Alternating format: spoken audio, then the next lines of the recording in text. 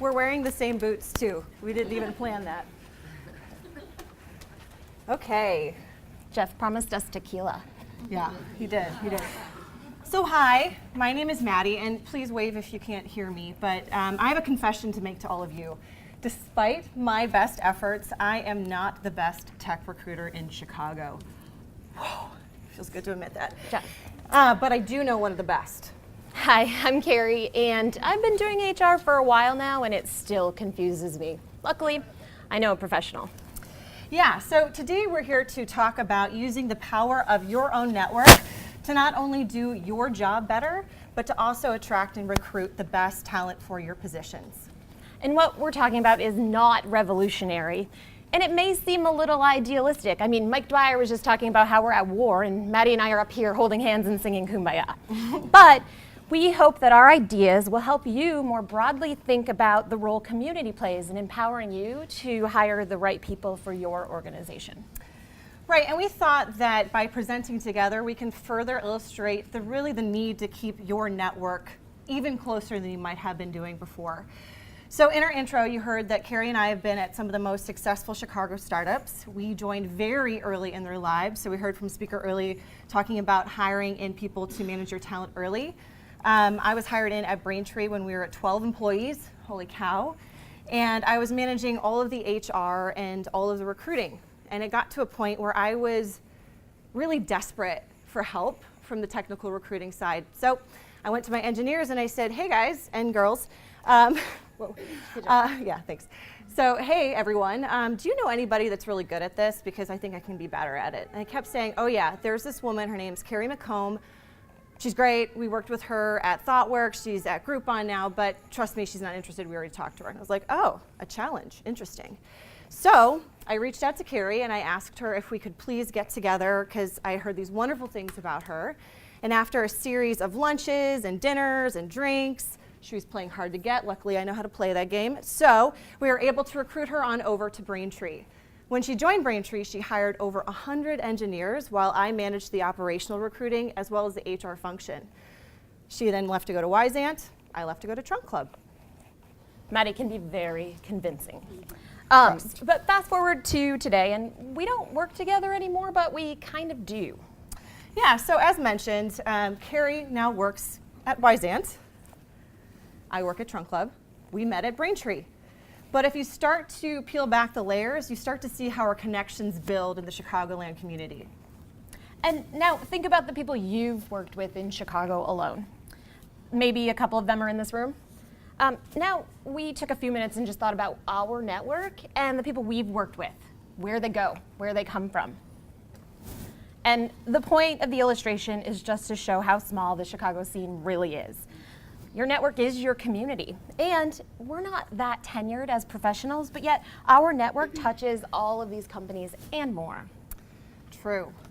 So we don't need to really impress upon you the power of using your network to be better at what you do, but Carrie and I find that typically a lot of people in our positions especially are nervous about reaching out to others at different companies and asking for help.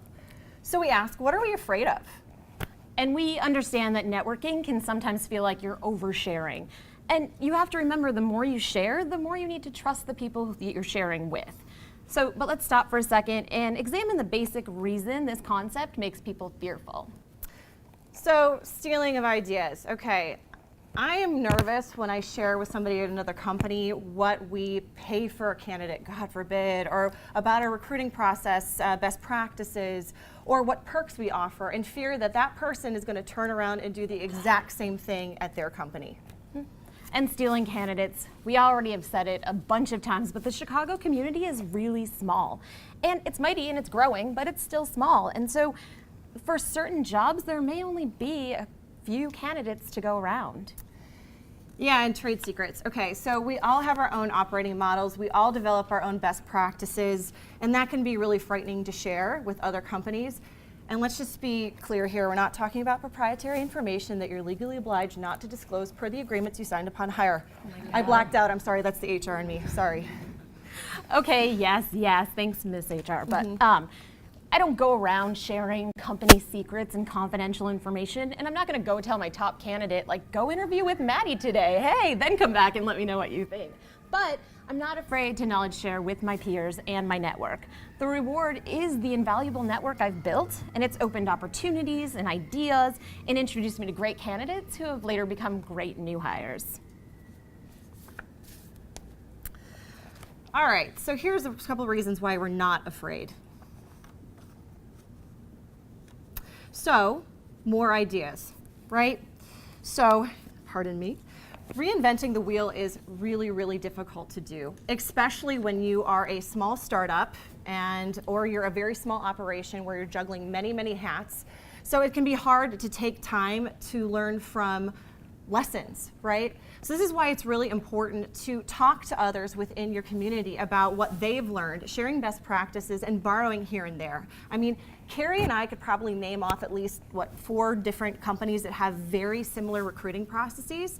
And the way that those were built were by the sharing of ideas and figuring out what works best for that company, and it differs from company to company, thus creating a really great candidate experience. And again, larger network, we're all here, right? We get it, okay? But the more people you know, the more likely you're gonna find that best fit for the hires you're looking to make.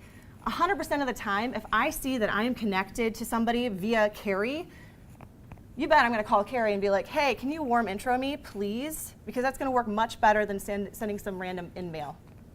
True. And back to that larger, broader network, we have to remember that opportunities why compensation and title may match across different companies. Companies vary from place to place. Like, for example, Trunk Club, it helps people look good. And Wyzant, they help you learn new things. So the point is, opportunities vary, as do the needs and wants of our candidates. And back to worrying about companies stealing your awesome candidates, it's healthy to have competition. If your top candidate chooses to go with another company in your network, well, yeah, does it suck? Sure. But should it be celebrated? Yes, because now they've found the best role for them and you have insights into the company that they've chosen. And now you can ensure that you've examined factors involved in their decision making, like ask the questions like, what did company X have that we don't have? And sometimes it's going to be out of your control, right? Like sometimes it's the size of the company, it could be 30 versus 300. Sometimes it can be the company vertical. But other times it'll help you build and grow from things you've learned. Like maybe it was your recruiting experience, maybe the process took too long. Understand your competition so you can play offense. I like sports analogies. Sports analogies are great. And on this point, like Carrie and I we're not naive. We know that professionally we compete against each other in a lot of the roles we go up for, right? But we also have been able to recognize our own weaknesses and our own strengths and know the times when we can pick up the phone and lean on one another. I love being able to call her up and just say, hey Carrie, what are you up to? And see what I can borrow and what I can give back. Plus we really like each other. Sure. So let's talk about a couple different examples where we found success at having this connection be this strong. So when Mattie and I didn't work together anymore, we were very sad about it. It's true. Yeah. It's tough out there on your own. So we decided to host this HR meetup, which we should probably do again soon. But anyway, we invited people who had similar backgrounds to ours and similar positions to discuss challenges and lessons learned and really figure out ways we could help each other. So we decided it would be valuable to share our open positions so that we could always be thinking about past candidates or people who might excel in other organizations. We were making connections beyond us for potential candidates, and we've helped build a fantastic experience for that candidate and deepen our own personal connections. Right, so when our VP of Engineering at Trunk Club came to me and said, hey Mattie, we really want to figure out this recruiting process, I knew that apart from the work I was going to do with him, I also wanted him to connect with Carrie, and Carrie was more than willing to take his call, to throw out a couple ideas, and what we've built to get from there together is a really fantastic recruiting process in which we get constant great feedback from our candidates about. And Mattie has helped me build my network in HR. She introduced me to Keith Fabian, who is an affordable immigration lawyer. She introduced me to Joe Spallina. Where are you, Joe? Hey, Joe. Hey. From Assurance, who has been my lifeline for all things benefits related, and he's helped me understand the competitive benefit landscape in Chicago. She also introduced me to this guy named Jeff Hyman, maybe? Yeah, well, that guy. We all know how that went. So anyway, why am I telling you this? It's enabled me to grow, And it's also enabled me to mature the benefits and perks that Wyzan offers, allowing us to hire the best people. Okay, so we share these success stories to really say that it's really important to know your own strengths and weaknesses and being humble when reaching out and asking for help. One of Wyzan's core values is always be learning, which I think someone else mentioned today too. But we want to improve ourselves, our organizations, and also help our candidates improve as well. And speaking of helping your candidates, the best candidate for you might not be the best candidate for other companies. And sometimes we turn down awesome candidates because we find someone just slightly more awesome. So next time that happens, think about maybe introducing those candidates to someone else in your network who might be interested.